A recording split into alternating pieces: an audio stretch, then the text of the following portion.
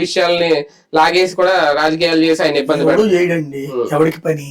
Basic గా ఈయన రాజకీయాలు మాట్లాడుతున్నాడు. ఇప్పుడు ఈయనకి ముందు ఉన్నటువంటి దాంట్లో చూసుకుందాం, కరుణాకర్ రెడ్డి, ఎస్వి సుబ్బారెడ్డి అప్పుడు ఏమన్నా రాజకీయాలు మాట్లాడారా?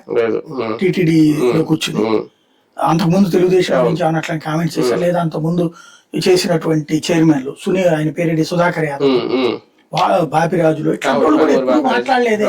నువ్వు ఆ పోస్ట్ లోకి వెళ్ళినప్పుడు నువ్వు ఖచ్చితంగా ఆధ్యాత్మిక భావంతోనే ఉండు. ఈవోలైనా చైర్మన్లైనా ఆధ్యాత్మిక భావం నీకు భగవంతుడు ఇచ్చిన ఒక వరం, సేవ చెయ్యి. అంతేగాని ఆడకూర్చు నువ్వు రాజకీయం చేసేటికి ఆ పదవిని నాశనం చేసినట్టు, ఆ పదవి పరువు తీసినట్టు. ఇప్పుడు కరుణాకర్ రెడ్డి, ఇదే కరుణాకర్ రెడ్డి అంత ముందు చేశాడు కదా, అది చేసినట్టు చేసేది చూసాను కదా. ఇంతమంది చైర్మన్లను చూసాను నేను. ఎప్పుడు లేని రాజకీయం మాట్లాడుతుంది ఒక ఇప్పుడే. ప్రతిష్ట అక్కడ అనవసరంగా కెలుగుతున్నది ఇప్పుడే. అదే గొప్పతనం చేస్తున్నాం అంటే చూద్దాం మొత్తానికి.